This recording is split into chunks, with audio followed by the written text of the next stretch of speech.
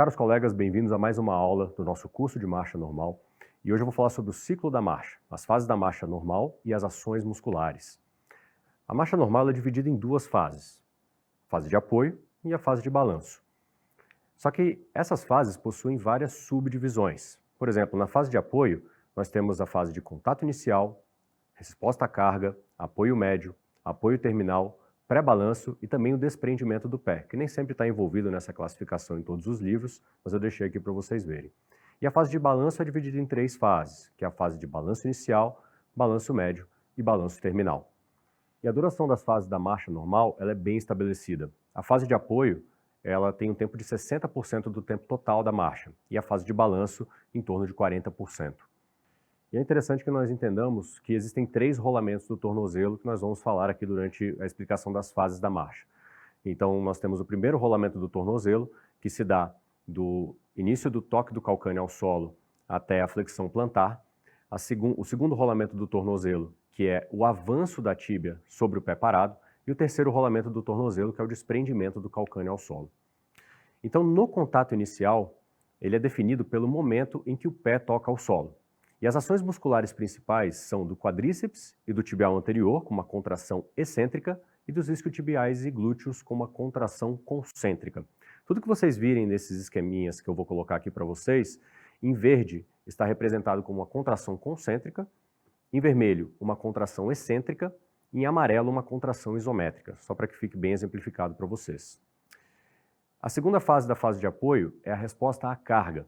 Esse é o período do primeiro rolamento do tornozelo. Como vocês podem observar no nosso modelo, o tornozelo ele toca ao solo, ele faz o primeiro rolamento, então o calcâneo toca ao solo e o pé avança em flexão plantar. Então o início é no contato inicial e o término dessa subfase é no desprendimento do pé contralateral, como vocês podem observar no modelo. E as ações musculares são mantidas em relação à fase de contato inicial. A terceira subfase é o apoio médio.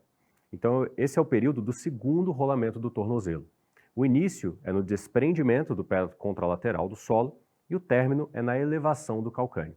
É nessa fase que ocorre o avanço tibial sobre o pé parado. Esse é um período de conservação de energia. Então, lembre-se que a força de reação ao solo ela vai passar anterior ao tornozelo e ao joelho. E o principal músculo que vai estar atuando, na verdade é praticamente o único, além de um pouquinho de flexores de quadril, é o solear, que ele vai contrabalancear o avanço da tíbia, ou seja, ele vai regular o avanço da tíbia. A quarta subfase da fase de apoio é o apoio terminal. Esse é o período do terceiro rolamento do tornozelo. E ele começa na elevação do calcâneo e ele termina quando o paciente faz o apoio duplo, como vocês podem observar no modelo também. E as principais ações musculares dessa fase são também do solear e dos gastrocnêmios, porém agora fazendo uma contração concêntrica. O tibial posterior, o fibular longo e o flexor longo do hálux também vão contribuir.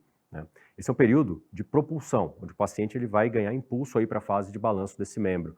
Né? E a força de reação ao solo agora ela muda, passando para posterior do quadril. A fase de pré-balanço é onde ocorre a transferência de peso para o membro anterior. Então, a transferência de peso ela passa para o membro que estava fora do solo, que vai agora tocar o solo, e ela tem um início no apoio duplo e ela termina justamente no desprendimento do pé. A força de reação ao solo agora ela se localiza posterior ao joelho, facilitando com que esse joelho entre em flexão. E as ações musculares principais, elas são do solear e do gastrocnêmio, dando propulsão. O tibial anterior, que vai atuar durante toda a fase de balanço, ele vai começar a fazer uma contração concêntrica, e também os flexores de quadril, adutores e o reto femoral vão ajudar nesse processo. E agora nós vamos para a fase de balanço. É interessante que a gente entenda que a fase de balanço ela é majoritariamente passiva. Tá? Ela se inicia no balanço inicial com o desprendimento do pé ao solo e ela termina na passagem pelo membro apoiado. No modelo você percebe que ela é definida quando o joelho encontra o outro, quando termina a fase de balanço inicial. Lembre-se que o principal músculo que está atuando nessa fase é o tibial anterior. Tá? Porém, nós também temos ações pequenas do grácil, dos adutores, do bíceps femoral e do ilho-psoas. A fase de balanço médio também é majoritariamente passiva, como todo o período da fase de balanço. E ele é definido pelo período entre a aceleração e a desaceleração do membro. As ações musculares principais vão ser dos mesmos músculos que nós já havíamos falado, e principalmente do tibial anterior, que é importantíssimo para que esse pé ele consiga fazer a liberação e a passagem para a fase de apoio. E o balanço terminal é a desaceleração final para o início da fase de apoio. É um momento bem curtinho, no final da fase de balanço, que vai fazer com que o paciente consiga apoiar o pé de maneira adequada. E também a principal ação muscular que nós temos nessa fase é do tibial anterior. Contudo, uma contração isométrica dos isquiotibiais também vai acontecer e os vastos também vão ter um pouquinho de ação para estender esse joelho para aterrissar o pé no solo.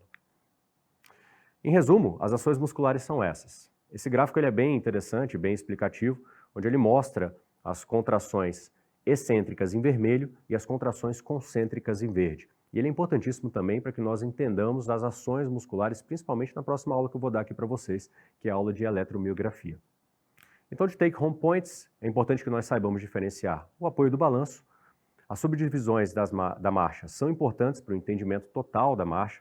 Essas ações musculares específicas de cada subfase determinam a marcha normal.